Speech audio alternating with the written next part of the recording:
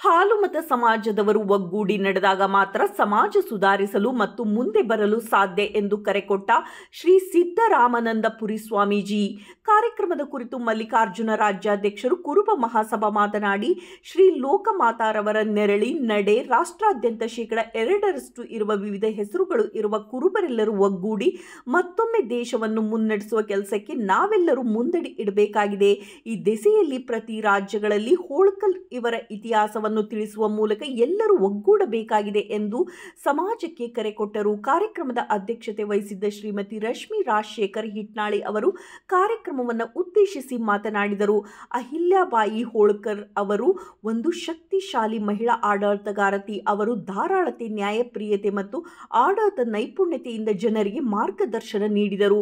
ಅವರು ಮಹಿಳೆಯರು ಶಕ್ತಿಶಾಲಿಯಾಗಿ ರಾಜಕೀಯ, ಸಾಮಾಜಿಕ ವಲಯದಲ್ಲಿ ಮುಂದಾಳತ್ವ ವಹಿಸಬಹುದು ಎಂಬುದಕ್ಕೆ ಉತ್ತಮ ಉದಾಹರಣೆ.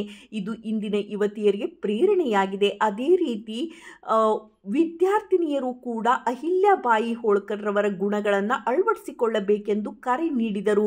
ಕಾಗಿನೆಲೆ ಶಾಖಾಮಠದ ಜಗದ್ಗುರುಗಳಾದ ಶ್ರೀ ಸಿದ್ದರಾಮಯ್ಯನವರ ಸ್ವಾಮೀಜಿಗಳು ಅಹಲ್ಯಾಬಾಯಿ ಹೋಳ್ಕರ್ ಇವರ ಬಗ್ಗೆ ಮಾತನಾಡುತ್ತಾ, ಅವರು ಹಲವಾರು ದೇವಾಲಯಗಳು, ಧಾರ್ಮಿಕ ಕೇಂದ್ರಗಳು, ಧರ್ಮಶಾಲೆಗಳನ್ನು ನಿರ್ಮಿಸಿದವರು.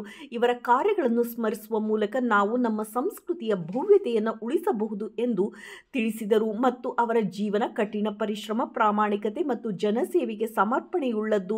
ಈ ಸಂದೇಶವನ್ನು ಶಾಲಾ ವಿದ್ಯಾರ್ಥಿಗಳಿಗೆ ತಲುಪಿಸುವುದು ಅವರ ಬದುಕನ್ನು ಅರ್ಥ ಮಾಡಿಕೊಳ್ಳಲು ಸಹಾಯ ಮಾಡುತ್ತದೆ ಎಂದು ಪ್ರೇರಣೆ ನೀಡಿದರು. ಹಾಗೂ ಅವರು ಜಾತಿ, ಧರ್ಮ ಭೇದವಿಲ್ಲದೆ ಎಲ್ಲರಿಗೂ ಸಮಾನ ಹಕ್ಕು ನೀಡಿದರು ಎಂದು ಕಾರ್ಯಕ್ರಮದಲ್ಲಿ ನೆರೆದ ಸಮಾಜದ ವಿದ್ಯಾರ್ಥಿನಿಯರಿಗೆ ಕರೆ ನೀಡಿದರು.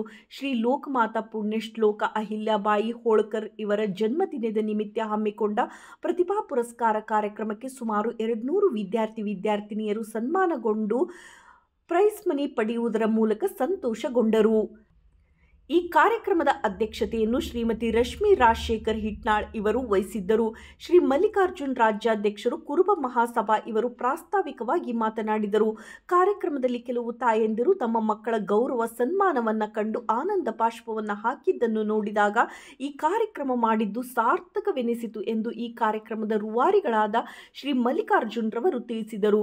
ಹಂಪಿಯ ಗ್ರಾಮ ಪಂಚಾಯಿತಿ ಅಧ್ಯಕ್ಷರು ಭಾಗವಹಿಸಿದ್ದರು. ಈ ಕಾರ್ಯಕ್ರಮದಲ್ಲಿ ಶ್ರೀ ಮಾದೇಶ್ ಜಂಟಿ ಆಯುಕ್ತರು ಅಬಕಾರಿ ಇಲಾಖೆ, ಶ್ರೀ ಆಂಜನೇಯ ಡಿವೈಎಸ್ಪಿ, ಶ್ರೀ ಅಂಬಣ್ಣ ಇನ್ಸ್ಪೆಕ್ಟರ್ ಅಬಕಾರಿ ಇಲಾಖೆ ಹಾಗೂ ಹೊಸಪೇಟೆ ನಗರ ಪೊಲೀಸ್ ಇನ್ಸ್ಪೆಕ್ಟರ್ ಶ್ರೀ ಲಖನ್ ಮಸ್ಕುಪ್ಪಿ ಹಾಗೂ ಹೊಸಪೇಟೆ ತಾಲೂಕಿನ ಸಂಚಾರಿ ಪೊಲೀಸ್ ಇನ್ಸ್ಪೆಕ್ಟರ್ ಶ್ರೀ ಹುಲಗುಪ್ಪ ಡಿ ಹಾಗೂ ಶ್ರೀ ನಂಜಪ್ಪ ನಿವೃತ್ತ ಅಬಕಾರಿ ಆಫೀಸರ್ ಹಾಗೂ ಶ್ರೀ ಗುಡ್ಡಪ್ಪ ನಿವೃತ್ತ RTO officer, doctor Shri Kumar ತೊಗರಿ, ಗೌರೀಶ್ ಓ ರಾಮು, ಅನಂತಯ್ಯನಗುಡಿ, ದೇವೇಂದ್ರಪ್ಪ, ಪೋತಲಕಟ್ಟೆ ಹಳ್ಳಪ್ಪ, ಗಾದಿ ಲಿಂಗಪ್ಪ ಗೊರವರ್ ಉಪನ್ಯಾಸಕರು, ಜಗದೀಶ್ ಕ್ಷೇತ್ರ ಶಿಕ್ಷಣಾಧಿಕಾರಿಗಳು, ಕೂಡ್ಲಿಗಿ ರಾಜ್ಕುಮಾರ್ ಉಪನ್ಯಾಸಕರು, ಮುಗಪೂಜಿನಿ ಲಕ್ಷ್ಮೀಪತಿ, ಟಿಬಿ ಡ್ಯಾಂ ಕೊಪ್ಪಳ, ಮುನಿರಾಬಾದ್ ಗೌರಿಶಂಕರ್, ನಾಗೇನಹಳ್ಳಿ ನಾಗಭೂಷಣ್, ಅನಂತಶಯನಗುಡಿ, ರಾಘವೇಂದ್ರ ತಾಯಪ್ಪ ಬಿಸಾಟಿ, ಸೌಮ್ಯ ಗ್ರಾಮ ಪಂಚಾಯಿತಿ ಗ್ರಾಮ ಆಡಳಿತ ಅಧಿಕಾರಿ ಹೊಸಪೇಟೆ, ವಿನಯಗೌಡ, ಪ್ರಫುಲ್ ಪಟೇಲ್, ಆಟೋ ನಾಗರಾಜ್, ಕೋಟಿಗೊಬ್ಬ ಮುಂತಾದವರು ಭಾಗವಹಿಸಿದ್ದರು. ಕಾರ್ಯಕ್ರಮವನ್ನು ಯಶಸ್ವಿಗೊಳಿಸಿದರು.